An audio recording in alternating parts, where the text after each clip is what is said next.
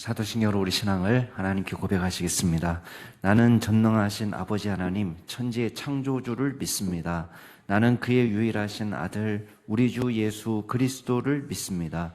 그는 성령으로 잉태되어 동정녀 마리아에게서 나시고 본디오 빌라도에게 고난을 받아 십자가에 못 박혀 죽으시고 장사된 지 사흘 만에 죽은 자 가운데서 다시 살아나셨으며 하늘에 오르시어 전능하신 아버지 하나님 우편에 앉아 계시다가 거기로부터 살아있는 자와 죽은 자를 심판하러 오십니다. 나는 성령을 믿으며 거룩한 공교회와 성도의 교제와 죄를 용서받는 것과 몸의 부활과 영생을 믿습니다. 아멘. 우리 찬송가 595장으로 하나님 찬양하시겠습니다. 595장입니다.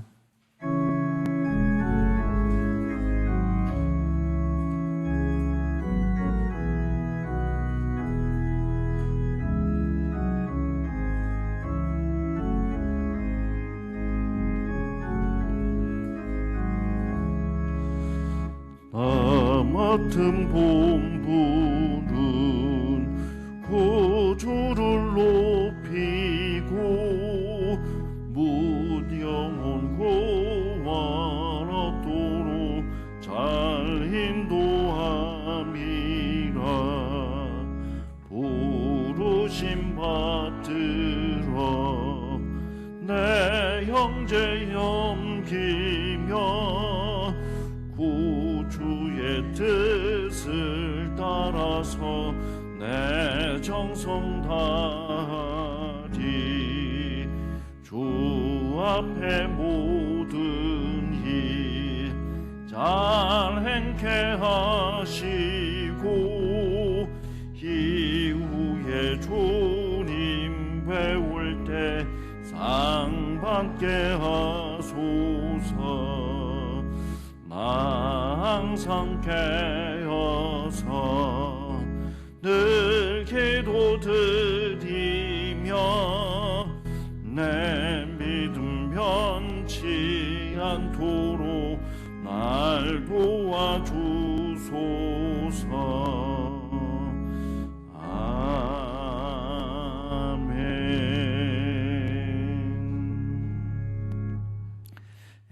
오늘 하나님께서 저에게 주시는 말씀은 신명기 25장 1절에서 19절 말씀까지입니다.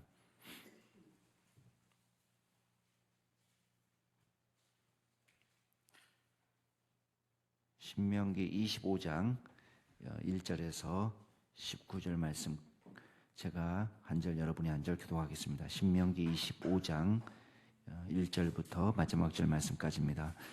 1절부터 제가 먼저 읽겠습니다. 사람들 사이에 시비가 생겨 재판을 청하면 재판장은 그들을 재판하여 의인은 의롭다 하고 악인은 정죄할 것이며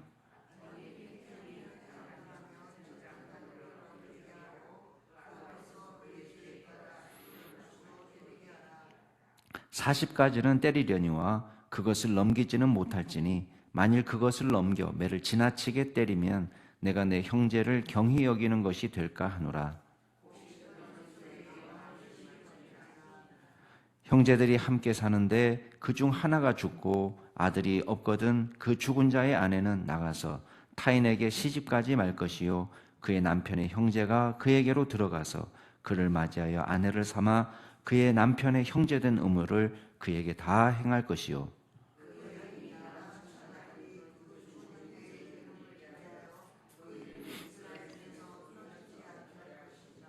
그러나 그 사람이 만일 그 형제의 아내 맞이하기를 즐겨하지 아니하면 그 형제의 아내는 그 성문으로 장로들에게로 나아가서 말하기를 내 남편의 형제가 그의 형제의 이름을 이스라엘 중에 있기를 싫어하여 남편의 형제된 음요를 내게 행하지 아니하나이다 할 것이요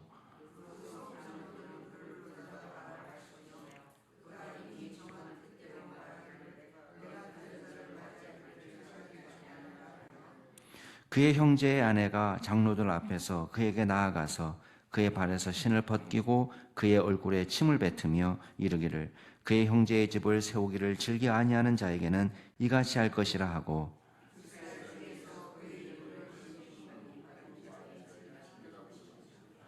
두 사람이 서로 싸울 때에 한 사람의 아내가 그 치는 자의 손에서 그의 남편을 구하려 하여 가까이 가서 손을 벌려 그 사람의 음낭을 잡거든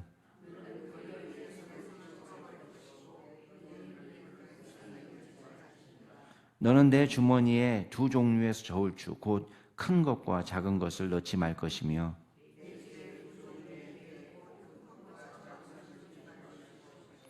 오직 온전하고 공정한 저울추를 두며 온전하고 공정한 되를 둘 것이라. 그리하면 내 하나님 여호와께서 내게 주시는 땅에서 내 날이 길리라.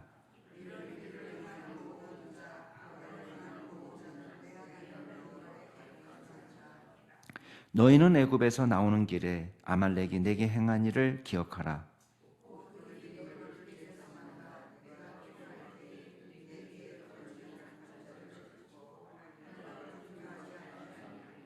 함께 읽겠습니다. 그러므로 내 하나님 여호와께서 내게 기업으로 주어 차지하게 하시는 땅에서 내 하나님 여호와께서 사방에서 있는 모든 적군으로부터 내게 안식을 주실 때에 너는 천하에서 아말렉에 대한 기억을 지워버리라.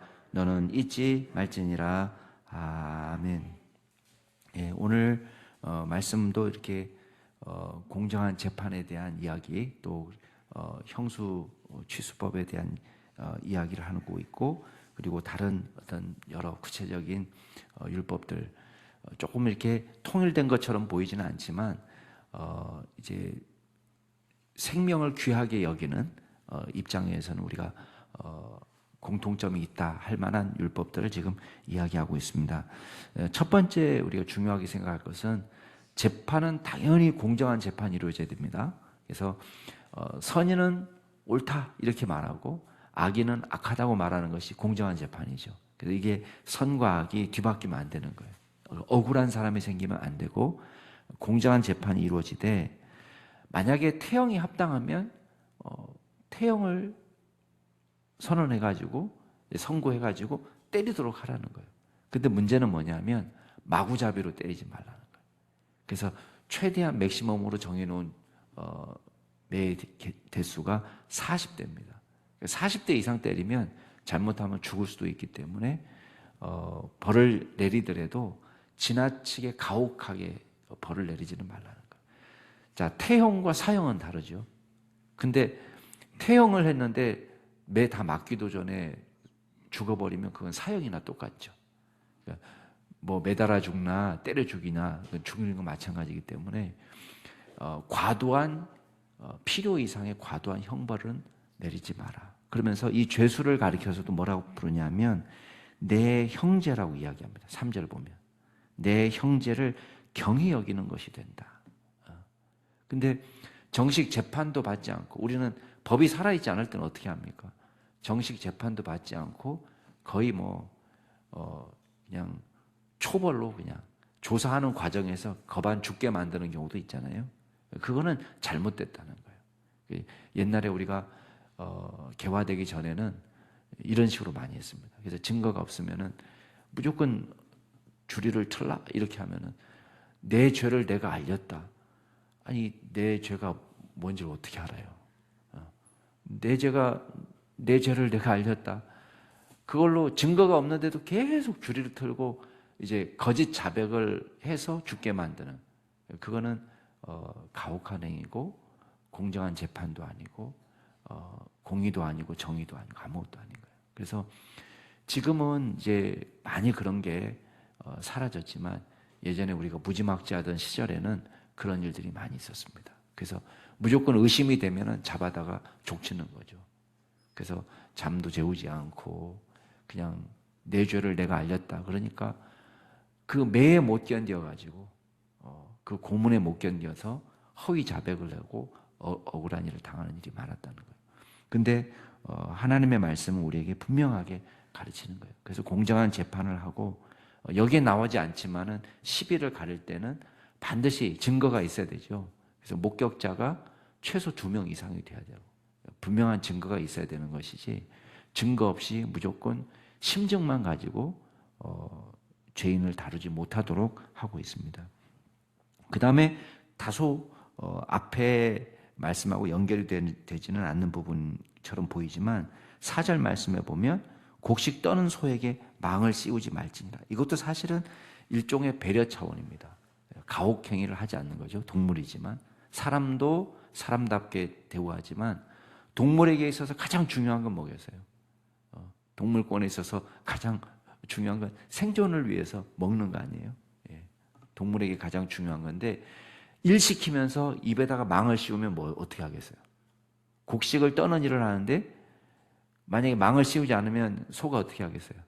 곡식을 일부 먹겠죠. 근데 그게 아까워가지고 이제 소에다가 망을 씌우는 거예요. 자, 이 당시에는 소를 재산으로 갖고 있는 경우가 없었기 때문에, 많이 없었기 때문에 자기 소일 가능성도 있지만 빌려온 소일 가능성이 많아요. 그러니까 남의 소 빌려왔는데 일 시키는데 먹는 게 아까워요. 그러니까 망을 씌워가지고 먹지 못하게 하고 일을 시키는 거죠. 그러니까 그렇게 하지 말라는 거예요. 지금 여기가 일하고 있는데 소의 노동의 대가는 먹는 거 아니에요. 그러니까 그거를 먹여가면서 일을 시켜야지. 먹이지도 않고 일 시키는 것은 가혹한 일이다. 자, 5절부터는 계대 결혼 또 수혼제라고도 이야기합니다. 자, 형제가 여럿이 있는데 형님이 결혼했는데 자식을 남기지 못하고 또 가업을 이을 아들을 남기지 못하고 돌아가셨어요. 그렇게 할 때 어떻게 하느냐? 그렇게 할 때에 이 동생이 적극적으로 이 형수님과 결혼하라는 거예요. 원래는 이제 형님의 부인을 취하는 것은 이거는 근친상간에 속하기 때문에 율법으로 금하는 것이지만 형님이 돌아가시면서 자식을 남겨주지 않았을 때는 예외 규정으로 두는 거예요. 그래서 그때는 형제가 적극적으로 형수님과 결혼해서 자식을 후사를 이어주도록 하되 첫 번째 낳은 아들은 누구 호적에 올리냐면 형님 호적으로 올리는 거예요. 그리고 둘째부터 동생 호적으로 들어가는 거예요. 그러니까 이렇게 되면 어떤 일이 벌어지겠어요? 만약에 그렇지 않았을 경우는 대가 끊기잖아요. 대가 끊기면 가나안 땅에 들어가면은 땅을 기업으로 주게 되는데 이 유산이 이 형님 때로 그 다음 밑으로 내려가야 되는데 유산이 상속이 되지 않고 이게 누가 갖게 되는 거예요? 사실은 형제들이 갖게 되는 거예요. 그러니까 이걸 적극적으로 형제들이 사실 수혼제는 형제들이 손해를 감수하는, 가만히 눈 뜨고 그냥 가만히 보면은 그 재산 내 거가 될 수도 있어요. 이 형수님이 다른 데 시집가지 않는 이상. 그래서 누가 재혼하기가 쉽지 않잖아요. 그 당시에는. 그러니까 그냥 속으로 가만히 있으면서 그래 조금만 기다려라. 저 재산 우리 거 된다. 보통 이렇게 할 수 있다는 거예요.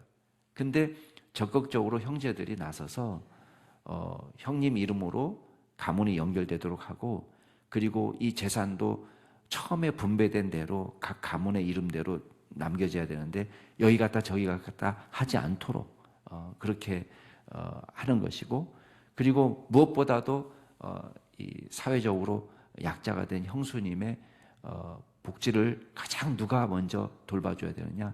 가족들이 먼저 돌볼 수 있도록 하는 제도입니다. 만약에 이거는 물론 강제는 아닙니다.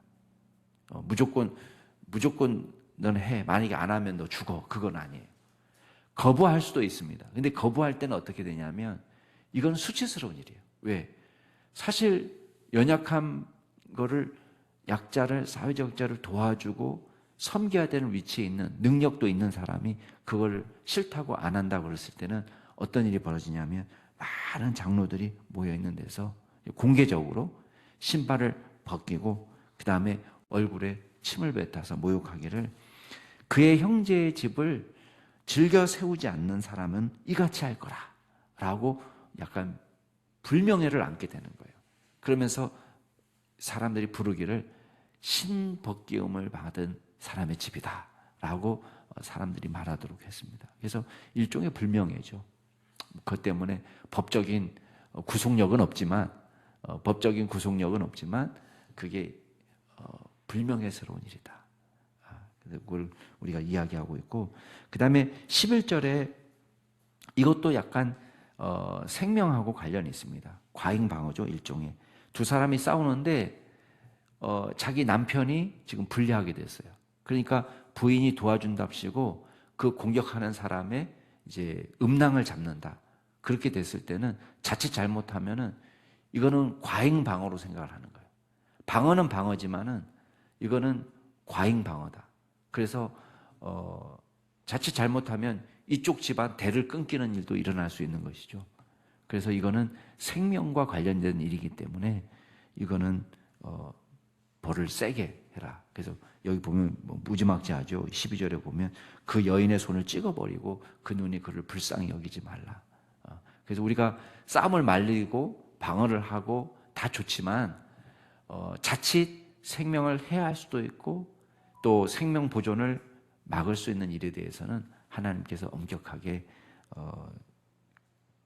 취급하셨다라는 것을 우리가 보면 되고, 그 다음에 13절에 보면은 공정한 상거래를 이야기합니다. 사기치지 않은데 보통 일어나는 흔한 속임수가 뭡니까? 저울을 속이는 거죠. 저울을 속이는 거. 그래서 과일 뭐 한 관 주세요. 그러면 한 관이 아니라 이제 이 저울 눈금을 속여가지고 이제 덜 나가게. 그래서 그렇게 두 종류의 저울추를 집어넣었다. 두 종류의 되를 가지고 있다. 그럼 자기가 살 때는 자기한테 유리하게, 또 팔 때도 자기한테 유리하게 이거를 조정할 수 있는 그 두 개의 저울추를 가지고 있지 마라. 이런 얘기를 하는 것입니다. 이거는 하나님이 보실 때 악한 일이고 가증한 일이다라고 말씀하세요. 16절에 보면. 자, 그 다음에 17절에는 아말렉에 대한 이야기가 갑자기 나오는데요. 이건 아말렉을 아직 가나안 땅에 들어가지는 않았지만 아말렉을 만약에 가나안 땅에 들어갔을 때 아말렉은 아예 그냥 없애야 될 존재로 생각해라. 그만큼 아말렉에 대해서 하나님께서 말씀하십니다. 왜냐? 출애굽기 17장에 보면 아말렉이 광야의 이스라엘 백성들을 공격하는 장면이 나옵니다. 근데 그때 어떤 전쟁이 벌어졌냐면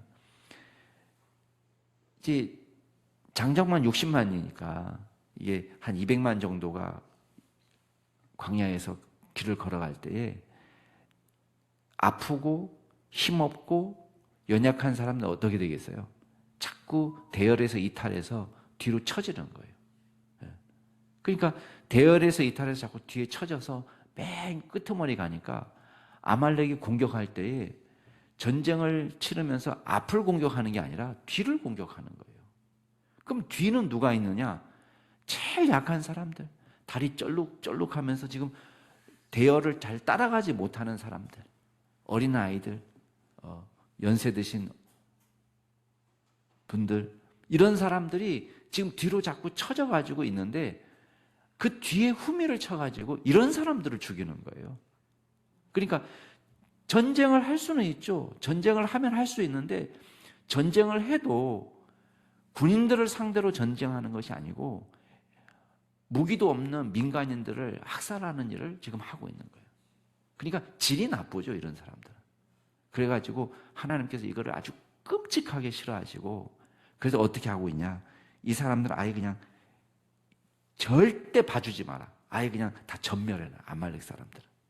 그렇게 지금 말하고 있는 것입니다. 왜 그러냐? 정정당당하게 전쟁을 하는 것이 아니라 전쟁 중에 살인을 할 수 있어요. 그건 성경에서도 전쟁 중에 살인하지 말라는 계명을 적용하면 어떻게 되겠어요?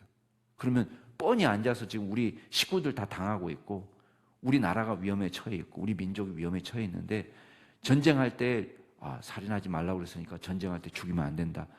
그렇게 하면 어떻게 되겠어요? 그러면 저 사람을 봐주다가 여기 다 싹 다 죽는 거죠. 그러니까 전쟁할 때는 예외 규정이에요. 근데 여기는 아말렉은 지금 이게 전쟁이 아니라는 거예요. 민간인을 학살한, 죄 없는 정말 양민들을 학살한 것이기 때문에 이건 아주 끔찍하게 생각하고 아말렉을 절대 잊어버리지 말고 전멸시키도록 해라. 그렇게 아예 아말렉을 그냥 역사에서 지워버려라, 이렇게 말하고 있는 것입니다. 자, 오늘 말씀을 통해서 우리가 몇 가지 기억하게 알게 있습니다. 첫 번째는 하나님은 생명을 귀히 여기신다는 거예요. 아무리 죄를 지은 죄수라도 죽을 때까지 때리지는 말라는 거예요. 이 사람이 벌을 받아서 태형이면 태형 할 수는 있어요. 그러나 때려서 만약에 태형으로 벌할 수 있는 사소한 벌을 가지고 죄를 가지고 죽여버리면 어떻게 되겠어요? 그러니까 이건 생명을 하나님께서 주시는 생명을 귀히 여기지 않는 거다. 심지어는 동물도 하나님이 동물에게 생명을 주셨는데 아니 먹어야 살 거 아니에요. 근데 일 시키면서 먹을 걸 안 주면 어떻게 되는 거예요? 그건 잘못된 거다. 또 건강한 후손이 나올 수 있도록 생명을 보존하는 그 하나님의 기쁜 뜻을 이해해서 적극적으로 형제가 형수님과 결혼해서 형님 이름으로 가문의 대가 끊어지지 않도록 하라. 이게 다 여기하고 연결되는 거예요. 민간인을 학살하는 것도 마찬가지고. 하나님은 생명을 귀하게 여기시고 생명을 보존하기를 원하시고, 그래서 저와 여러분이 이 땅에서 생명을 살리는 일을 하는 거를 하나님 기뻐하시는 거예요. 그래서 율법을 가만히 보면요, 다른 사람의 생명을 이롭게 하는 것은 이건 복받을 짓이고 다른 사람의 생명에 해가 되는 일은 악한 짓으로 나옵니다. 다 그래서 싸움 말리다가 음낭을 만질 수도 있지 이렇게 하는데 그거는 생명에 심각한 위협을 가하는 행위이기 때문에 금하는 거예요. 싸움을 말릴 때 다른 데 말릴 수도 있다는 거예요. 여기를 만질지 여기를 만지든지 할 수 있지만 이게 급소를 쳐가지고 자칫 죽일 수도 있고 자칫 고자를 만들 수도 있고 하는 일을 하지 말라라고 얘기하는 거예요. 생명을 귀하게 여기시는 하나님. 자, 두 번째는 거짓과 속임수를 미워하시는 하나님이에요. 저울추를 2개 가지고 다니면서 또 되박을 2개 가지고 다니면서 자기가 유리할 때 필요한 대로 쓰는 것은 이건 사기예요. 거짓말이에요. 속임수예요. 그러니까 이거를 하나님은 뭐라고 얘기하냐면 가증하니라, 여호와께 가증하니라라고 말합니다. 그만큼 이거는 미워하는 것입니다. 나의 이익을 위해서 타인에게 손해를 입히는 거. 그럴 거 아니겠어요? 재화는 정해져 있는데 내게 더 많이 가져오려면 다른 사람은 조금 가져야 되는 거 아니에요? 이거를 하나님 미워하신다. 자, 세 번째는 하나님의 사람을 대적하는 것을요, 이건 하나님을 대적하는 것으로 이해했습니다. 그래서 아말렉 사람들의 죄는 뭐냐면 여기 18절에 보면 이 약한 자를 치는 것을 보면서 뭐라고 얘기했냐면 하나님을 두려워하지 않았다 이렇게 얘기합니다. 그러니까 이거는 지금 하나님 앞에서 내가 하나님의 백성들을 애굽에서 나와서 지금 가나안 땅, 약속의 땅으로 가는 그 사람들을 치는 것을 이거 하나님을 두려워하지 않았다는 거예요. 하나님의 백성인데. 그래서 우리가 하나님의 사람을 대적하는 것을 하나님을 두려워하지 않는 죄로 취급했다는 것을 우리가 기억하시고, 하나님께서 저와 여러분을 주님의 사람으로 불러주셨습니다. 그래서 주님께서는 저희들이 고통당하고 또 외면받고 또 핍박을 받고 이것을 하나님은 보고 계시다는 것을 기억하세요. 그래서 하나님이 저와 여러분을 보호해 주시고 또 우리가 억울한 일을 당할 때 우리는 맞서 싸우지 않아도 하나님께서 우리를 위해서 싸워주시고 하나님께서 갚아주신다는 것을 늘 기억하고 위로받기를 주의 이름으로 축복합니다. 같이 한번 기도하겠습니다. 이 시간 기도하실 때에 오늘 말씀을 생각하시면서 우리가 이 사회에 살아갈 때 생명을 귀히 알고 생명을 살리는 일에 우리가 힘을 다하고 우리가 정직하고 공의로운 사회를 만들기 위해서 우리가 먼저 노력하는 사람들이 되도록 위해서 기도하시고, 두 번째 기도하실 때는 우리 오늘 총선이 있습니다. 하나님께서 우리 국회의원 선거 가운데 함께 하시도록 위해서 기도해 주시고 이 나라를 선히 인도해 주시도록 위해서 기도해 주시고, 마지막으로 우리 기도하실 때 우리 개인을 위해서 기도하실 때에 하나님을 사랑하고 더욱 주님을 잘 섬기고 성령 충만한 믿음의 성도가 되도록 위해서 우리 자신을 위해서 같이 기도하겠습니다. 오늘 말씀을 생각하시면서 또 우리 국회의원 선거를 위해서 또 우리 자신의 성령 충만함을 위해서 같이 동성으로 기도하시겠습니다. 존귀하신 하나님 아버지, 감사드립니다. 주님께서 저희들에게 이 땅에 살게 하실 때에 주님께서 저희들의 허락하신 생명을 보존하고 사는 일에 우리가 최선을 다할 수 있도록 은혜를 더하여 주옵소서. 우리가 연약한 분들을 도는 일에 앞장설 수 있도록 도와주시고, 우리가 생명 보존하는 일들에 우리가 앞장설 수 있도록 도와주시고, 주께서 허락하신 귀한 생명 우리가 존중하며 살아갈 수 있는 저희들 될 수 있도록 주여 인도하여 주시옵소서. 그리하여 다른 사람을 주여 이롭게 하고 건강하게 하고 또 세우고 또 먹고 또 구제하는 일에 우리가 힘을 쏟을 수 있도록 도와주시고, 하나님께서 형상대로 지으신 주님의 형상 닮은 형제를 귀하게 섬기는 일에 앞장서는 믿음의 종들이 될 수 있도록 도와주옵소서. 또한 이 세상을 정직하고 공의로운 사회로 만들기 위해서 우리가 먼저 헌신하게 도와주옵소서. 우리가 사업을 할 때나 우리가 직장에서나 속이지 않도록 도와주시고, 주여 우리가 정직하고 공의로운 저 사람들이 될 수 있도록 도와주시옵소서. 주님, 저울추를 속이지 않는 사람들이 되게 하셔서 하나님, 우리가 사기나 또 거짓으로 부자가 되려는 탐욕을 버리게 하시고 우리가 정직하고 공의롭게 이 땅에서 살아가도록 은혜를 더하여 주시옵소서. 아버지 하나님, 우리가 22대 국회의원 선거를 오늘 치르게 됩니다. 하나님께서 친히 역사하여 주옵소서. 하나님, 우리가 흩어진 사람들의 각 사람들의 마음을 주님께서 주장하여 주셔서 하나님, 필요한 일꾼이 뽑히게 도와주시고, 또한 우리가 민의를 모을 때에 하나님께서 도와주셔서 주여 놀라운 결과를 우리가 얻을 수 있도록 도와주시고, 우리 사람의 힘으로는 할 수 없지만 하나님께서 모든 일들을 주관하셔서 주여 이 나라가 가장 잘 나아갈 수 있는 방향대로 모든 일들이 결정될 수 있도록 하나님께서 역사하여 주시옵소서. 아버지 하나님, 주님께서 특별히 우리 각 개인을 기억하여 주옵소서. 성령의 사람이 되게 하여 주옵소서. 날마다 주님의 말씀과 더불어 살게 하여 주옵소서. 기도하는 사람들이 되게 하여 주옵소서. 늘 주 안에서 깨어있는 사람들이 되게 도와주시옵소서. 그리하여 하나님의 사람으로 믿음의 살아고 우리가 주님이 기뻐하시는 믿음의 일들에 우리가 헌신할 수 있는 귀한 종들이 다 될 수 있도록 역사하여 주옵소서.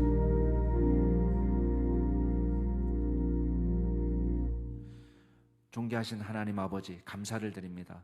저희들이 이 땅에 사는 동안에 주님께서 허락하신 생명을 귀히 알고 또 보존하고 또 그 생명을 더 풍성케 하는 일에 앞장서는 믿음의 종들이 될 수 있도록 도와주시옵소서.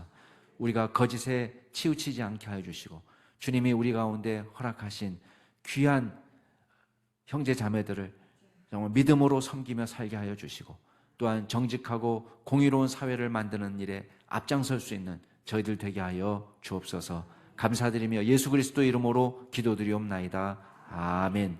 하늘에 계신 우리 아버지, 아버지의 이름을 거룩하게 하시며 아버지의 나라가 오게 하시며 아버지의 뜻이 하늘에서와 같이 땅에서도 이루어지게 하소서.